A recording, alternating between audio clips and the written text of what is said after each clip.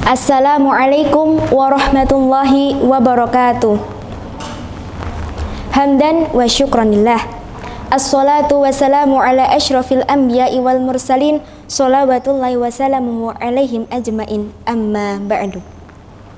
Pertama dan yang paling utama, marilah kita panjatkan puja dan puji syukur kehadirat Allah Subhanahu wa ta'ala, karena atas limpahan rahmatnya kita masih diberi nafas hingga saat ini.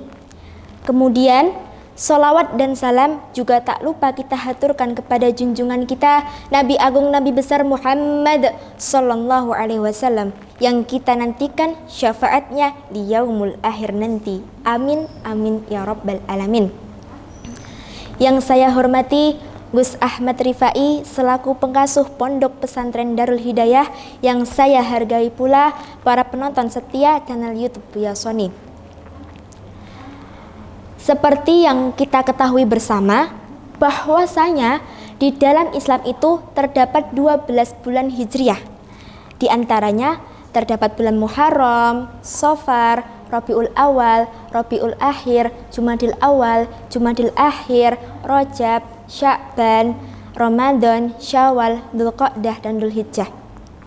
Di antara 12 bulan tersebut terdapat bulan yang sangat kita rindukan, bulan yang sangat dinantikan oleh seluruh umat muslim di dunia, ialah bulan Ramadan.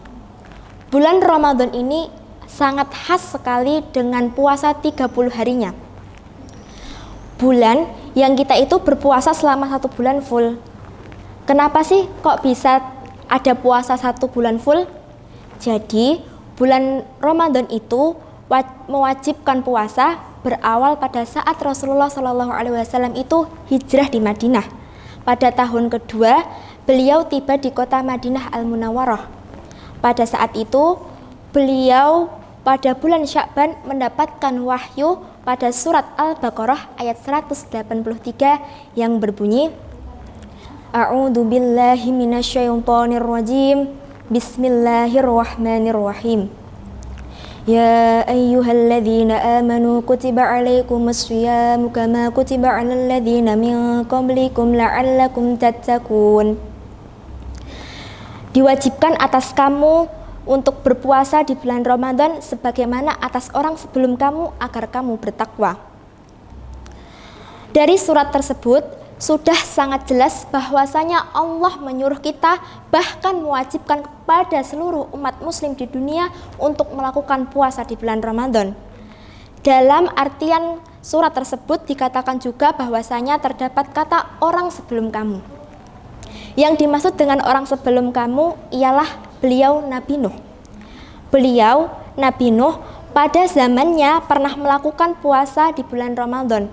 Karena saat itu Nabi Nuh melakukannya karena beliau selamat dari banjir bandang yang melanda kaumnya. Setelah mendapatkan ayat perintah untuk mewajibkan para umatnya berpuasa, Rasulullah langsung menyebarluaskan kepada para sahabat. Kemudian para sahabat itu melakukannya. Namun para sahabat itu matur kepada Rasulullah bahwasanya para sahabat merasa keberatan dengan puasa 1 bulan fullnya itu, karena di saat puasa 1 bulan full itu para sahabat tidak bisa menjima para istrinya. Kemudian pada saat itulah Allah Subhanahu wa ta'ala menurunkan surat Al-Baqarah ayat 187 yang berbunyi, A'udzu billahi minasyaitonir rajim. Bismillahirrahmanirrahim. Uhalla lakum lailatas shiyamir rafathu ila nisaikum hunna libasul lakum wa antum libasul lahun. Alimallahu annakum kuntum takhtanuna anfusakum fataba 'alaikum wa 'afa ankum.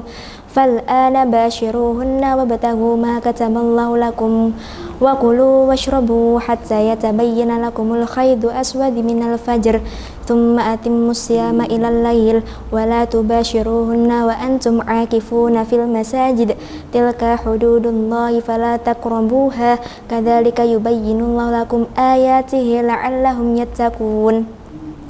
Yang artinya dihalalkan bagimu pada malam hari puasa untuk mencaburi istrimu. Mereka adalah pakaian bagimu dan kamu adalah pakaian bagi mereka. Sesungguhnya Allah mengetahui bahwa kamu tidak bisa menahan nafsumu. Maka sekarang campurilah mereka sebagaimana Allah telah tetapkan bagimu. Kemudian makan dan minumlah sampai hingga jelas perbedaan antara benang putih dan benang hitam, yaitu fajar. Kemudian sempurnakanlah puasamu sampai datang malam. Jangan campuri mereka ketika kamu sedang beriktikaf di masjid. Kemudian inilah larangan Allah, janganlah kamu mendekatinya. Demikianlah Allah menerangkan ayat-ayatnya kepada manusia supaya mereka bertakwa. Dari ayat tadi sudah sangat jelas bahwasanya Allah Subhanahu wa Ta'ala memperbolehkan para sahabatnya untuk menjima istrinya asalkan pada waktu malam hari, dan terdapat pengecualian yaitu ketika sedang beriktikaf di masjid, itu adalah larangan bagi Allah dan janganlah kita mendekatinya. Kemudian setelah itu Rasulullah SAW langsung menyampaikan kepada para sahabatnya sehingga para sahabat pun bisa menunaikan ibadah puasa dengan tenang. Dan disusunlah dengan ayat yang dimana ayat ini adalah tata cara kita untuk berpuasa dan tata cara kita apabila kita melanggar puasa tersebut, yaitu Allah turunkan pada surat Al-Baqarah ayat 184 yang berbunyi A'udzu billahi minasyaitonir rajim. Bismillahirrahmanirrahim. Ayyaman ma'dudat wa man kana minkum maridan aw ala safarin fa'iddatun min ayyamin ukhra wa 'alal ladzina yutiqunahu fidyatun ta'amu miskin faman tatawwa'a fa huwa khairul lah wa an tasumu khairul lakum in kuntum ta'malun. Pada hari tertentu, barang siapa di antara kamu dalam keadaan sakit atau dalam perjalanan dan kamu tidak berpuasa, maka wajib bagimu untuk mengganti di lain hari. Dan apabila kamu merasa keberatan, maka wajib bagimu untuk membayar fidyah, yaitu memberi makan orang miskin. Dan barang siapa dengan mengerjakan sesuatu dengan kerelaan hati, maka itulah kebajikan. Begitu pula dengan puasa itu lebih baik jika kamu mengetahui. Dari ayat di atas sudah jelas bahwasanya apabila kita dalam keadaan sakit yang tidak mampu untuk melakukan puasa, maka kita wajib menggantinya. Dan apabila kita tidak mampu menggantinya di lain waktu, maka wajib bagi kita untuk memberi fidyah kepada orang miskin. Dan masih banyak lagi tata cara berpuasa yang lain. Mungkin cukup sekian yang dapat saya sampaikan. Semoga kita dapat bertemu lagi di bulan Ramadan yang akan datang, yang akan melanjutkan ilmu ini. Selamat menunaikan ibadah puasa. Wallahul muwaffiq ila aqwamit thoriq. Wassalamualaikum warahmatullahi wabarakatuh. Alhamdulillah, udah azan tuh. Bismillahirrahmanirrahim. Allahumma lakasumtu wa bika amantu wa ala rizkika aftartu birahmatika ya arhamar rahimin.